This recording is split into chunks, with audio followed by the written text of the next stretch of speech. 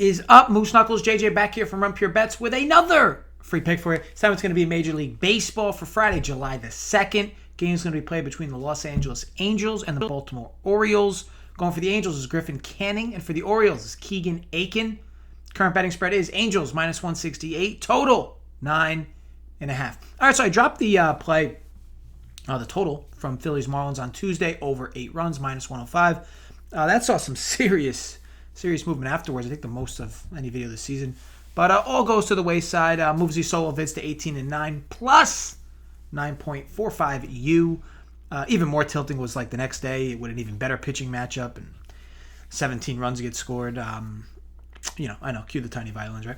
It's been a ping pong match for me back and forth with these two videos weekly for the past few weeks, but certainly can't complain overall, right? 18-9, 66%. Certainly something you're not going to really see me crying about. Feels like a good time, though, for me to address the whole CLV conversation and how much does it really mean versus, the folks who just love to talk about it after the fact constantly. When I started doing videos back on YouTube here in 2018 or so, I used to speak heavily on CLV, closing line value. I did this because it wasn't something being spoken about much in videos, so I wanted to ensure, whether you were a newbie bettor watching or a recreational bettor or long-time bettor, that you kind of understood that CLV is important, and of course, like I said, it's closing line value, and it's the difference between the opening number and the closing. So say, you want to bet the Yankees, and they open at minus 110, and you bet them right there, and right before the game goes off, 24 hours or so later, you notice the Yankees are minus 150. That's 40 cents of closing line value. Early bird gets the worm, as the cool kids say. You can also assume an opener is going to move and then wait for it, like maybe like the opposite side. So again, let's say maybe the Yanks instead opened at minus 150 and you like them, but you feel like the public or the overall market is going to bet the other side. So you wait, and then right before game time, the Yanks close at minus 110. You bet them there. Early bird may get the worm, but second mouse gets the cheese. So it can work in either way for closing line value, but what you're trying to do is you're trying to bet the price at the lowest the market presents it. I understand it's not always going to happen that way, but that's the goal. And most often it happens on the closing end of things, especially if you're somebody who's going to bet favorites, right? The issue I have is that CLV has become way too buzzwordy in this space. So I just completely stopped talking about it. Well, for the most part anyway, I'm talking about it here. First of all, about 80% of my wagers see good or positive CLV. The sample is small for these videos in particular, but I do believe it. Out of the 27 bets, I think only 4 of them have seen the reverse end of things. Anyone who tells you 100% of their bets see good CLV is full of shit. To be clear, when a respected bettor gets money down, sportsbooks will move the line with their wagers. But let's say there's 10 other respected sports bettors who like the other side, then yes, of course, sportsbooks are going to move the line reverse on you. And this happens plenty more than folks think. Anyway, so I started to see a bunch of social media bettors and start talking about CLV all the time. Anytime they lose a game, hey, CLV, right? Baseball game loses by 18 runs, and you'll see posts like, damn, well, at least I beat the closing number. I got 30 cents of value. Meanwhile, the game was drawing dead from the first pitch. Or even the football game, the team loses by 30 points, but I got 3 points of CLV. LOL. Look, CLV is critical long term, but the best folks in this space, they're going to get closing line value on almost every bet they make, so there's no need to talk about it on every bet. CLV will open up good hedging options for you, though, if you're into that kind of thing. But regardless, your chips are simply in the middle with a better starting hand. CLV over time, though, matters. Remember, sports betting is a marketplace. You may hear me say at times like the market or marketplace. I'm just referring to consensus sports books when I say that. Look, long short here is if you and I both make 10 bets, right?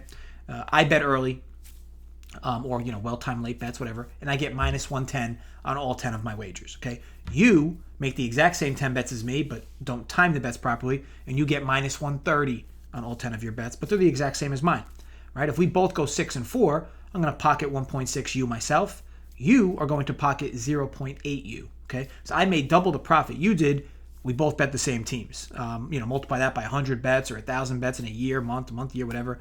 You should be able to quickly see how important closing line value is and can be to your bankrolls, especially. Kind of going on a tangent here, but look, I hope all that made sense. All right, on to the play here. I have another kind of semi-unique spot that I really like here. Here twice, times 2 squared. Give me the Orioles over 3.5 runs. Got this minus 125 bet MGM in New Jersey. Man, this is a juicy spot here. So the O's draw Griffin Canning after sweeping the Stros. And I really like what I'm seeing up and down this lineup.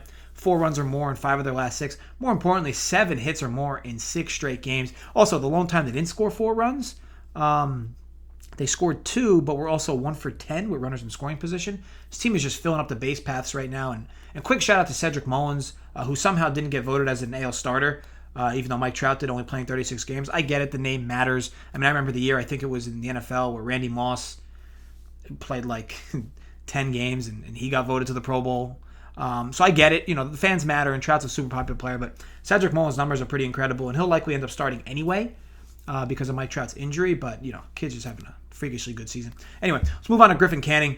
Canning is actually a kid I really expected more out of back in 2019 when he came up. A 4-pitch guy, very live fastball.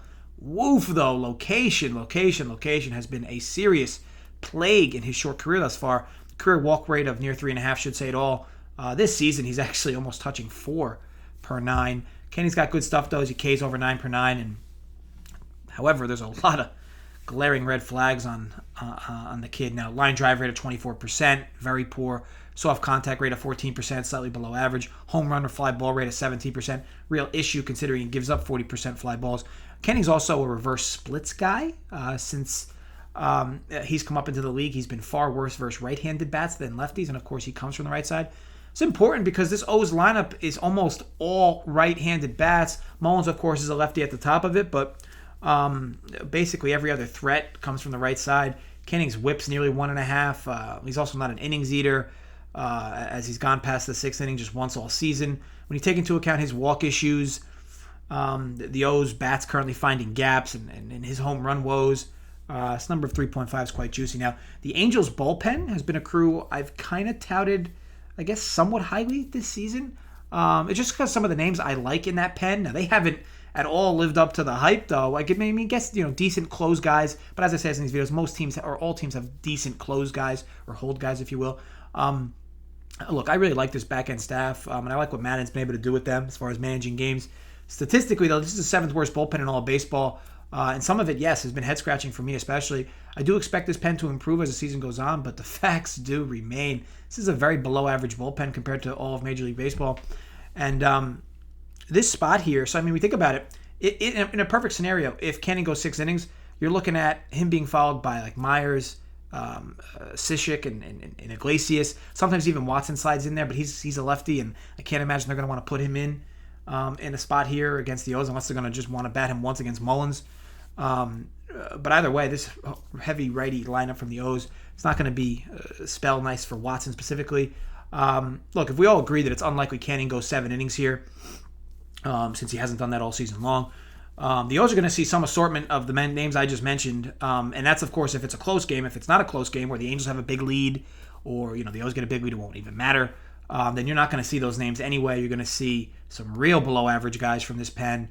The problem with the Angels bullpen this year is when they really lack that go-to guy. I thought that would be Myers, but he's proved quite vulnerable this year.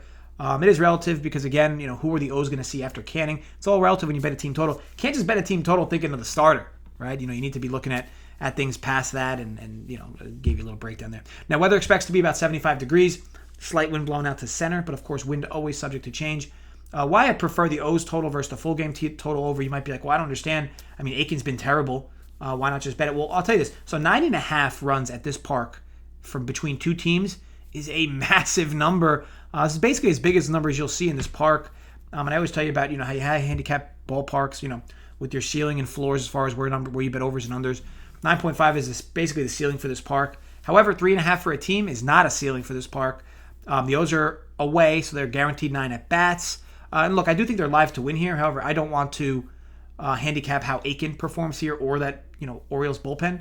So that's why I'm just going to stick with the Orioles at 3.5. Oh, no, I get the O's who come into this game really swinging their sticks well. 4 runs in 5 of their last 6, 7+ hits all those games. Drawing walks as well, very patient, which of course matters because Griffin Canning has some severe walk issues. They draw the right-hander, as mentioned in Canning, who has some eye-popping reverse splits versus righty bats in a negative fashion.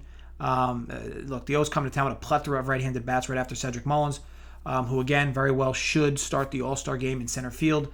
A below-average bullpen, favorable weather, all these things point to a favorable number of 3.5 at minus 125 for me in favor of the over. A bit more vig than I normally fire on these videos, but this is just a tough spot to pass up. So again, Orioles over 3.5 runs, minus 125. Got that bet MGM in New Jersey.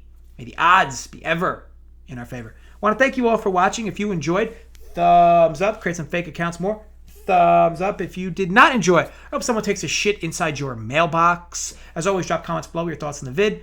Let me know who you're betting for tomorrow's slate. The comment section. Always warm water. And look, we have content lined up on the channel all weekend. NBA, MLB, UFC, NASCAR, Spread, Tyler, DFS crew. Have you covered in NBA. I'm going to have the live show for you in baseball on Saturday. Then I'll be back with Joey and Holden for the live show on Sunday. Jason, a.k.a. Keg, will have you covered in UFC and NASCAR. Check us out, rumpyourbets.com, see what we're all about. I also got Wimbledon all weekend as well. So again, check us out. As always, though, be sure to gamble responsibly. Stay safe. Thanks again for watching, folks.